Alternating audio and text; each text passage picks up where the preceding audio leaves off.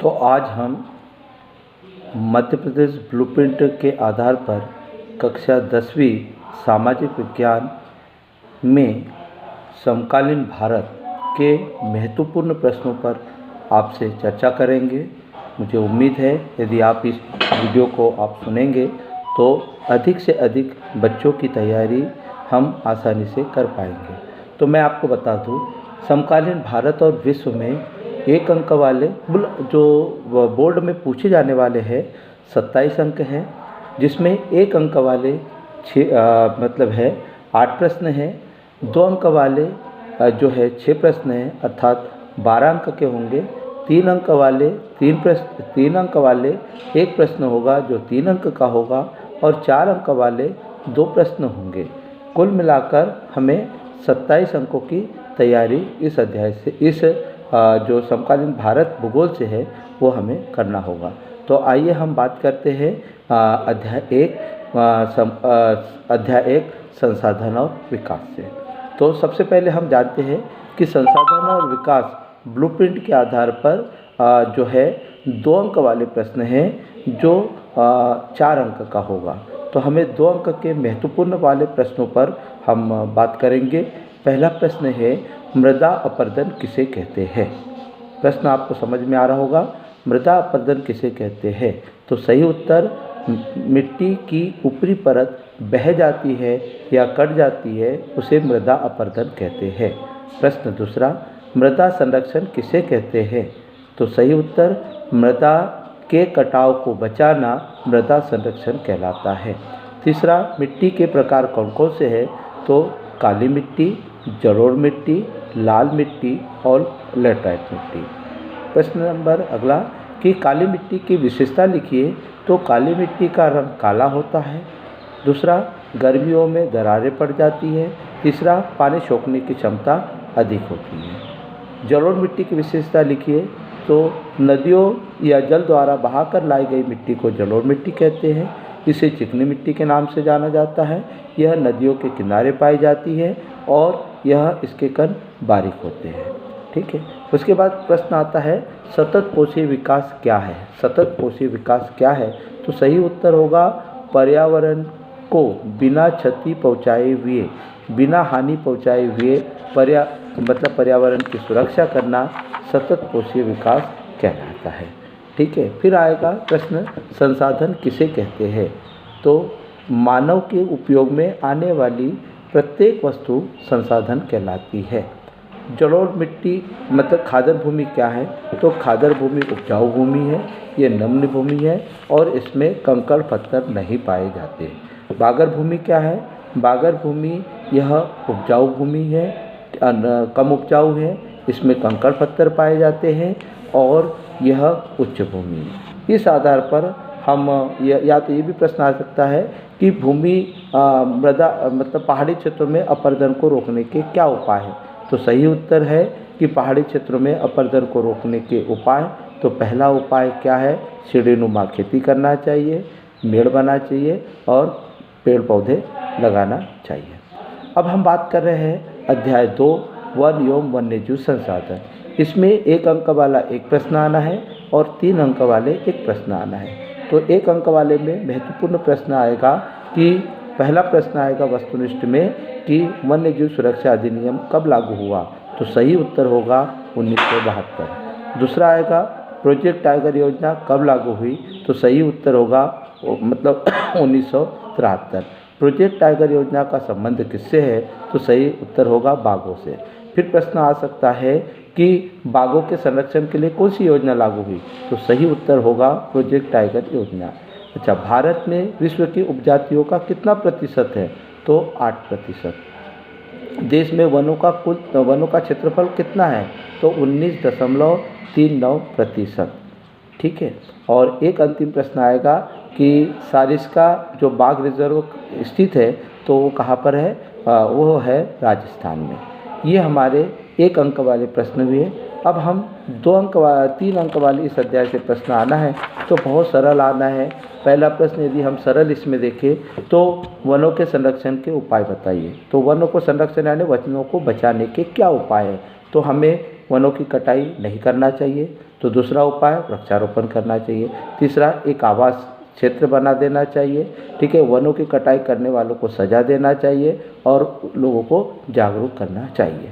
प्रश्न नंबर दूसरा, यदि यही आए कि वन्य जीव संरक्षण के क्या उपाय है, तो वही उपाय थोड़ा सा हमें समझना होगा।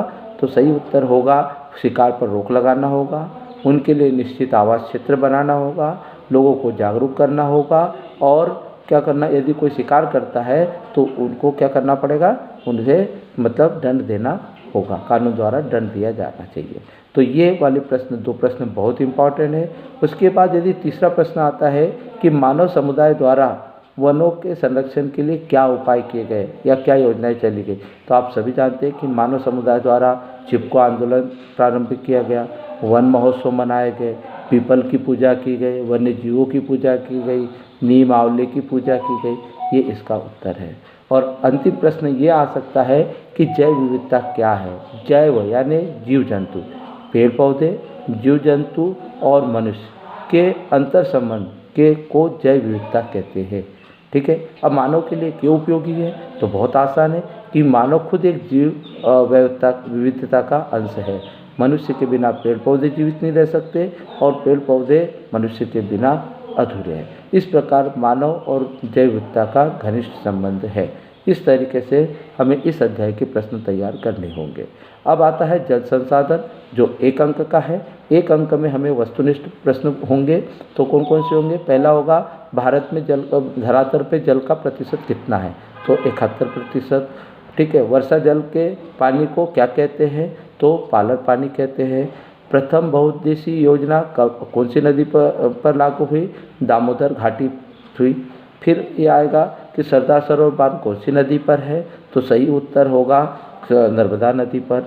हीराकुंड परियोजना कौन सी नदी पर है, तो महानदी पर। भारत की शोक नदी कौन सी कहलाती, तो सही उत्तर है दामोदर नदी। और बांधों को आधुनिक भारत के मंदिर कहा था, तो सही उत्तर पंडित जवाहरलाल नेहरू ने। ये हमें इन प्रश्नों को पढ़ना होगा। जैसे वाटर हार्वेस्टिंग वाला राज्य तमिलनाडु है।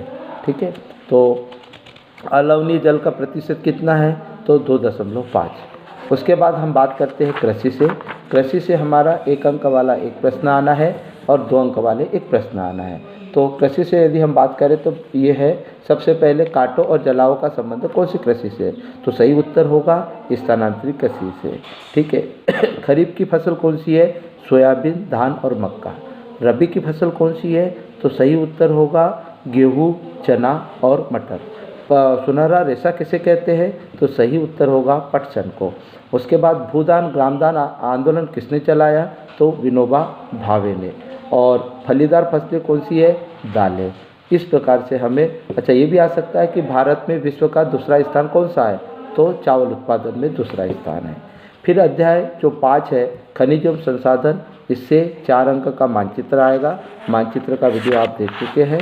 और उसके बाद हम बात करेंगे सीधा विनिर्माण उद्योग से। तो विनिर्माण उद्योग में 3 अंक का है, 4 अंक का है, जिसमें 2 अंक के ऑब्जेक्टिव आ रहे हैं और 2 अंक वाला एक प्रश्न आ रहा है। तो कौन कौन से आएंगे देखिए, जैसे इसमें कृषि आधारित उद्योग कौन से हैं, तो कौन कौन से मतलब चीनी उद्योग, पटसन उद्योग, वस्त्र उद्योग। अच्छा, ये वाला सार्वजनिक क्षेत्र में स्टील या बाजार को किस नाम से जाना जाता है, तो वो सेल के नाम से जाना जाता है। ठीक है, उसके बाद एशिया महाद्वीप का सबसे बड़ा लोहा इस्पात उद्योग को किस नाम से जाना जाता है, तो टिस्को के नाम से जाना जाता है। प्रथम जूट मिल कहाँ स्थापित हुई, तो कोलकाता में हुई। बोकारो से इस्पात संयंत्र कब लागू हुआ, 1972 में लागू हुआ। और विश्व में चीनी उद्योग का स्थान कौन सा है, तो दूसरा। इस प्रकार से यह ऑब्जेक्टिव है।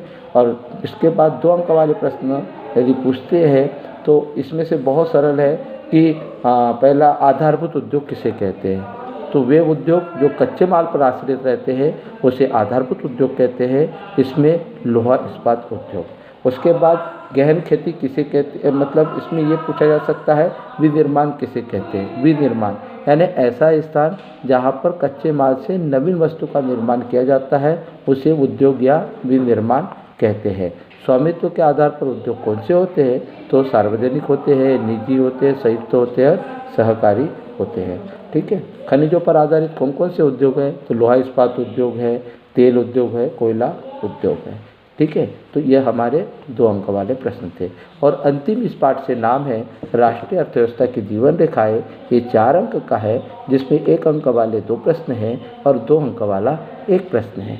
तो देखिए इसमें से वस्तुनिष्ठ कौन कौन से होंगे? स्वर्णिम चतुर्भुज का संबंध किससे है? तो सही उत्तर होगा सड़कों से। सीमांत सड़क का गठन कब हुआ था? 1960 में। भारत में प्रथम रेलगाड़ी कब चली थी? तो 13 अप्रैल 1919 को, 16 अप्रैल 1853 को। फिर देश का प्राचीनतम कृत्रिम बंदरगाह कौन सा है? तो वह है चेन्नई या मद्रास। उसके बाद यदि प्रश्न आएगा कि भारत की समुद्र तट की लंबाई कितनी है, समुद्र तटीय रेखा की लंबाई कितनी है? तो 7516.6 किलोमीटर है। एशिया का सबसे अधिक रेल मार्ग कौन से देश में है? तो सही उत्तर होगा कि वह भारत में। इस प्रकार से हमने आज समकालीन भारत भूगोल के महत्वपूर्ण प्रश्न अध्ययन किए। इस वीडियो को आप जरूर देखेंगे, जिससे आपकी तैयारी पूर्ण होगी। मैं मधु हरवाड़े, आप लोग बहुत अच्छे से तैयारी कर सकेंगे। धन्यवाद।